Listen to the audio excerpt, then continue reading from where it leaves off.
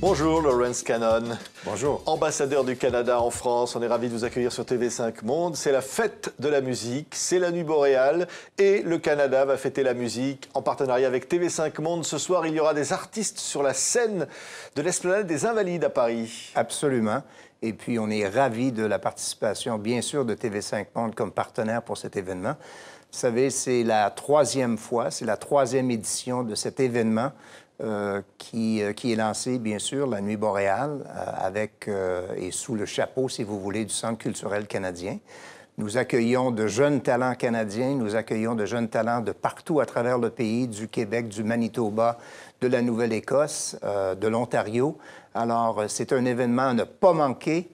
C'est très plaisant pour les gens qui y participent. Là, j'ai deux noms, par exemple, Claude Pelgag, ou alors Patrice Michaud. Dans leur visage, voilà, Claude Pelgag. Ce sont des nouveaux artistes, un petit peu la nouvelle vague là, qui arrive, hein, monsieur l'ambassadeur. C'est la nouvelle vague.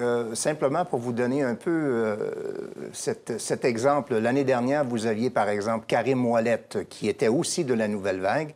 Aujourd'hui, on retrouve cet artiste en première de toutes les apparitions de Stromae et des spectacles de Stromae. Alors, c'est vraiment un espace de lancement de nos jeunes talents.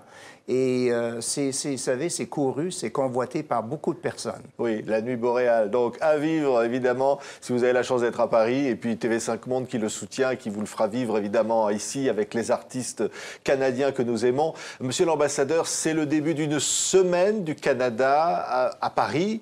Ça veut dire qu'on ne va pas parler que culture, on va aussi parler d'échanges économiques, d'échanges en matière d'études pour les étudiants. Oui. Il y a un véritable boom, j'allais dire, des étudiants français qui veulent aller au Canada.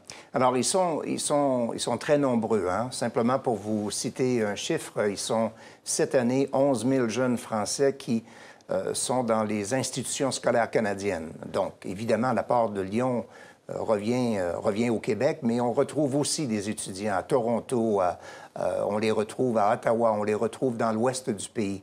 Donc, les universités canadiennes sont ici, pendant cette semaine, recrutées sur place, des jeunes Français qui désirent avoir des renseignements supplémentaires, s'adresser évidemment à les répondants qui peuvent, eux, fournir de l'information. Bref, c'est une période qui est dédiée à ces étudiants et c'est une période où on peut venir chercher de l'information. C'est 2 journées portes ouvertes, en fait. 2 journées portes ouvertes. Vous voulez vraiment attirer encore, on dit, il y a une explosion, je le disais, de l'envie des étudiants français d'aller étudier au Canada. Et il va y en avoir encore plus, c'est votre souhait? Bien, moi je pense que ce qui est important, c'est sain pour la relation entre la France et le Canada, que ces échanges se fassent au niveau des jeunes. Vous savez, on parle d'université. Mon jeune garçon, qui aujourd'hui a 19 ans, pour tout vous dire, à 10 ans, il était ici en échange pour participer à un tournoi de hockey et à Tours. Alors, tout ça pour vous dire que c'est vraiment serré, tissé serré, comme on dit chez nous, cette relation France-Canada. Et donc, c'est vraiment cette manifestation que nous voyons. Et on est très heureux de cela. En retour, en revanche, vous avez 900 000 Canadiens qui viennent ici en France à chaque année, à titre de touristes. Alors, la relation, elle est extraordinairement saine. Oui, ça veut dire aussi, alors il y a ce programme de travail et vacances, les deux vont bien ensemble, on va dire, où on peut donc, évidemment, les étudiants, les jeunes peuvent se rendre au Canada, découvrir le pays en vacances et en même temps travailler. Alors, nos deux gouvernements, l'année dernière, ont conclu une entente qui permet justement aux jeunes Français 18-35 ans d'obtenir un visa, de voyager au Canada et d'y demeurer, s'ils le souhaitent, pendant une période de 23 mois.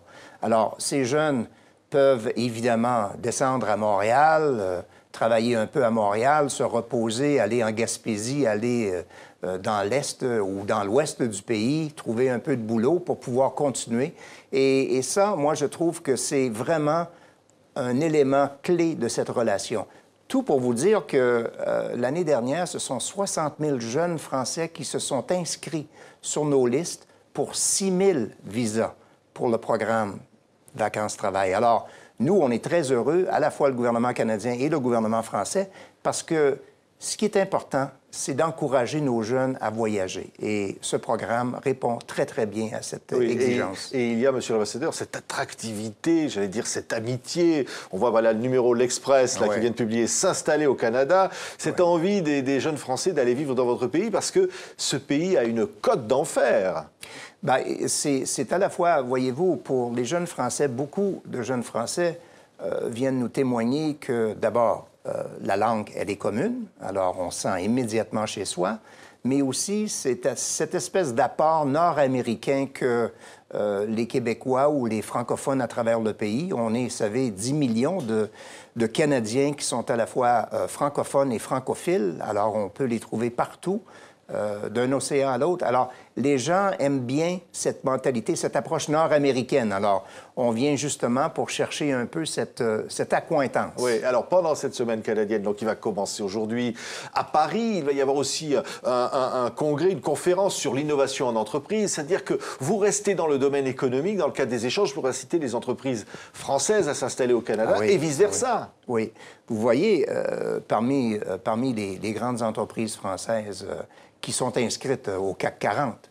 Beaucoup d'entre eux sont au Canada déjà. Et on insiste beaucoup pour aller chercher la petite et la moyenne entreprise.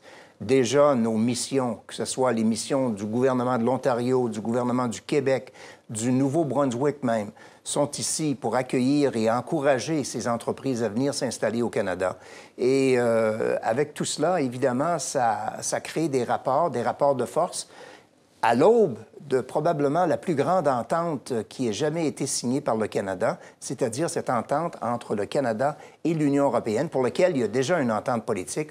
On est sur le point de terminer, évidemment, la rédaction et l'approbation de cette entente. Alors, déjà encore, ça va permettre de faciliter ces échanges commerciaux et économiques entre les deux pays. Ça veut dire qu'il y a véritablement une entente aussi politique exceptionnelle entre les deux pays. Ah oui. Le premier ministre canadien, le premier ministre et aussi le président de la République se voient sur une base régulière. Ils s'entendent très, très bien ensemble, abordent des sujets qui sont tantôt des sujets de nature bilatérale, mais aussi des sujets de nature multilatérale. Merci beaucoup, Monsieur l'ambassadeur Lawrence Cannon, ambassadeur du Canada en France, pour fêter la musique aujourd'hui, en partenariat avec TV5 Monde, bien sûr. C'est la grande semaine du Canada qui commence. Merci d'avoir été notre invité. Merci infiniment de m'avoir accueilli.